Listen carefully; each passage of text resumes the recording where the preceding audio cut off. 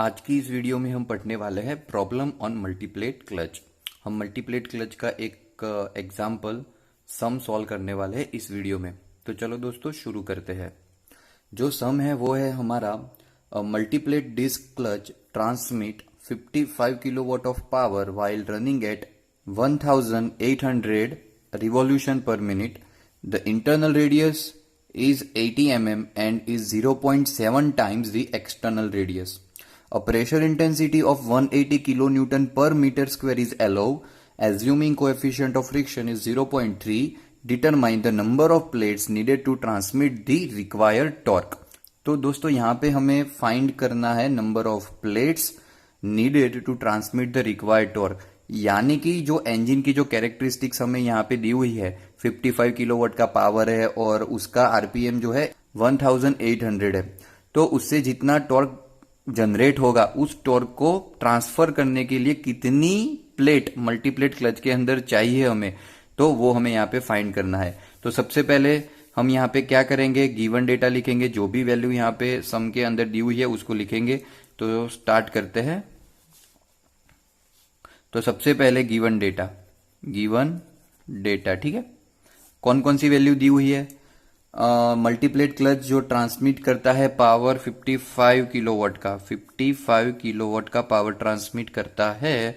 तो यहाँ पे जो किलोवाट है उसको कन्वर्ट कर देंगे हम यहाँ पे वाट के अंदर, ठीक है। उसको मल्टीप्लाई कर देंगे 1000 से।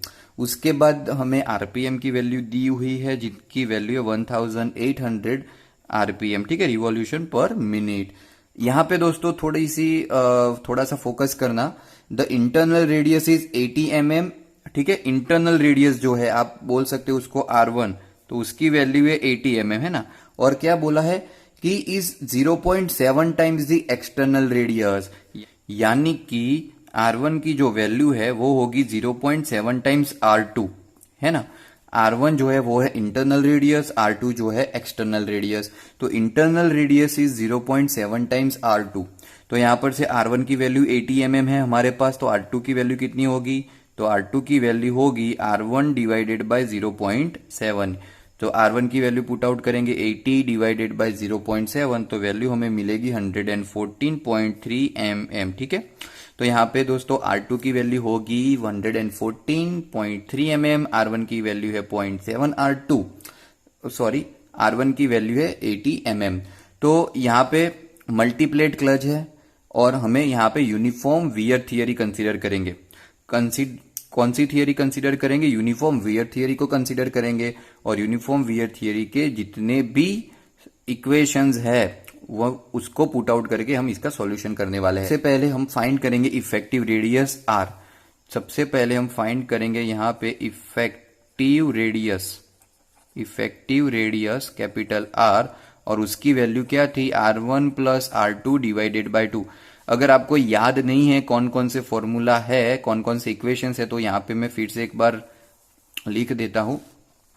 यूनिफॉर्म वियर थियरी के लिए, क्लच के लिए यूनिफॉर्म वियर थियरी, ठीक है। देखो जो क्लच के जो एग्जांपल्स है वो दो मेथड से सॉल्व होते हैं। सबसे पहली थियरी जो है यूनिफॉर्म वियर थियरी है, दूसरी वाली जो मेथड है वो है यूनिफॉर्म प्रेशर थियरी। तो यूनिफॉर्म वियर थियरी के लिए सबसे पहली R जो है इफेक्टिव रेडियस, उसकी वैल्यू होगी R1 plus R2 divided by 2। उसके बाद जो एक्सियल लोड ट्रांसफर होगा उसकी वैल्यू है 2 पाई PRI, ब्रैकेट के अंदर होगा आउटर रेडियस, यहाँ पे हम बात करेंगे इनर रेडियस है तो R1 कहेंगे यहाँ पे, ठीक है, R1 कहेंगे यहाँ पे, और उसकी जो वैल्यू होगी R2 माइनस R1, ठीक है। तो RW, और उसके बाद जो इंपॉर्टेंट जो चीज है याद रखनी है वो है torque transmitted by multiplate clutch. तो उसकी वैल्यू होगी N-1, ठीक है, म्यू WR। R और W की जो वैल्यू है हम यहाँ पे पुट आउट करेंगे W और R की जगह पे, और म्यू की वैल्यू तो हमें ऑलरेडी यहाँ पे 0.3 दी हुई है, मैंने यहाँ पे लिखा नहीं अभी, 0.3 दी हुई है। तो सभी वैल्यू को पुट आउट करेंगे यहाँ पे तो हमें वैल्यू मिल जाएगी N की, ठीक है। टॉर्क भी यहाँ पे हम पावर की मदद से फाइंड कर देंगे कि कितना टॉर्क इंजन जनरेट कर रहा है। तो सबसे पहले हमने फाइंड किया यहाँ पे इफेक्टिव रेडियस R, जिसकी वैल्यू है R1 plus R2 divided by 2। तो उसकी वैल्यू हम यहाँ पे लिखेंगे R1 की जगह पे लिखेंगे 80, R2 की जगह पे लिखेंगे 114.3 डिवाइडेड बाय 2, तो यहाँ पे हमें वैल्यू मिलेगी 97.50 mm। ठीक है, ओके। अभी देखो दोस्तों, लास्ट वीडियो में अगर आपने देखी है मैंने जिसमें सिंगल प्लेट क्लच की डिजाइन की थी, तो वहां पर भी मैंने बोला था कि जो क्लच डिस्क है, ठीक है, तो अगर उस पे जो प्रेशर लगता है वो मैक्सिमम प्रेशर उसके इंटरनल रेडियस पे लगता है। जो मैक्सिमम प्रेशर होगा वो यहाँ पे इंटरनल रेडियस पर लगता है। तो इसी वजह से जब हम एक्सियल फोर्स फाइंड करते हैं ना, तो यहाँ पे आर की वैल्यू R1 कंसीडर करते हैं। ठीक है, तो नेक्स्ट जो चीज हमें फाइंड करनी है वो है W। तो यहाँ पे बात करेंगे अभी एक्सियल लोड के बारे में।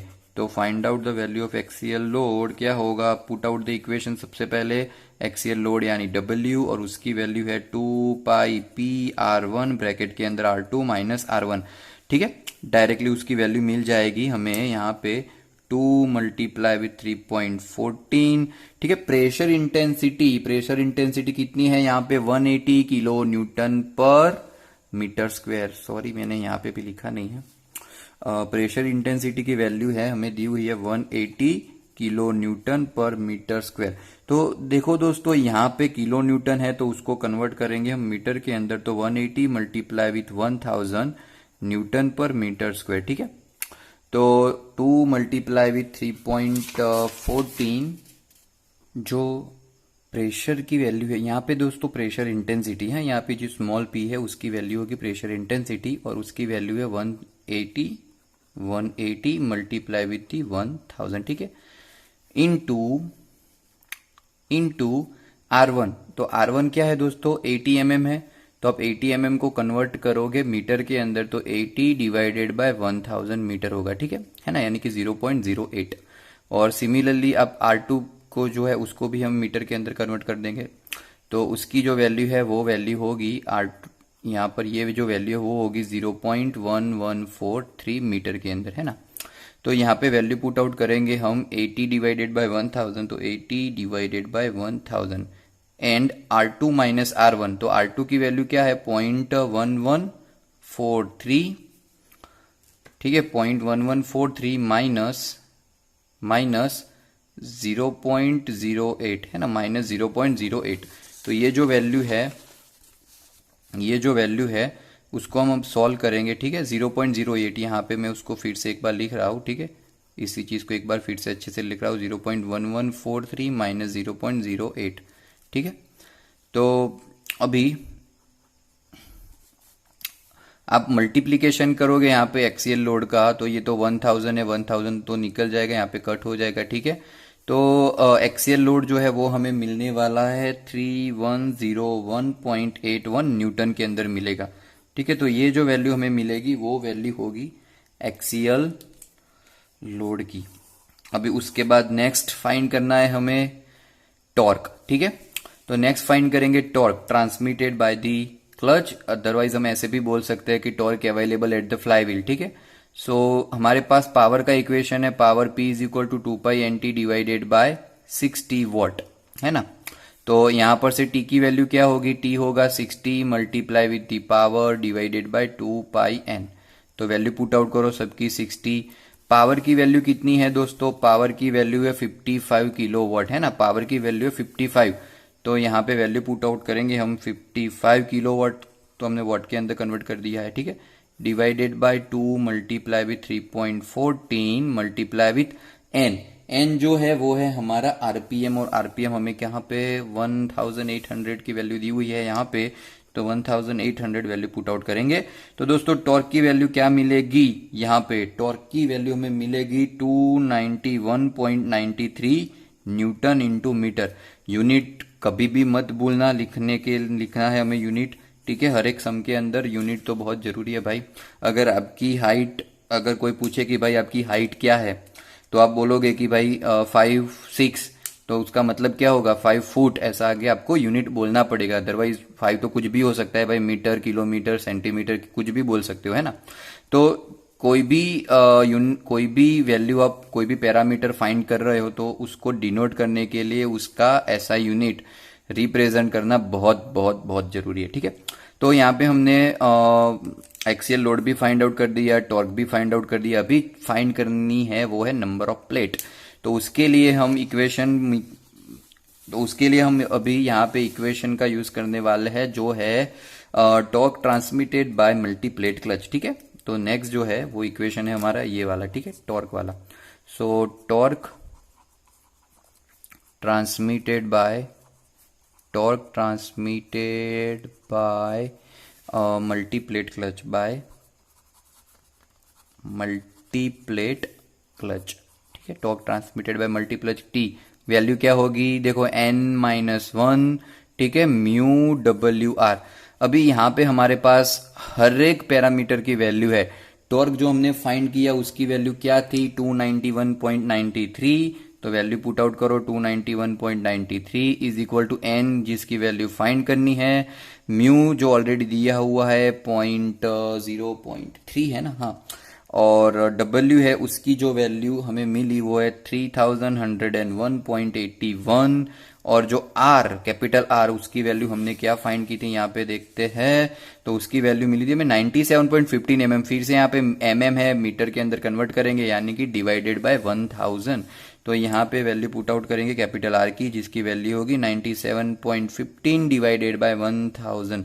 ठीक है, यहाँ तक तो आई होप आप सबको पता चल गया होगा कि कैसे हम इक्वेशंस को पुट करते हैं और कैसे उसके अंदर वैल्यू डालते हैं। ठीक है, और स्टेप टू स्टेप सॉल्व करो दोस्तों। अगर आपने बीच में कोई भी स्टेप गलत लिख लिया या फिर इक्वेशन गलत लिख लिया तो आपका पूरा सम गलत हो जाएगा।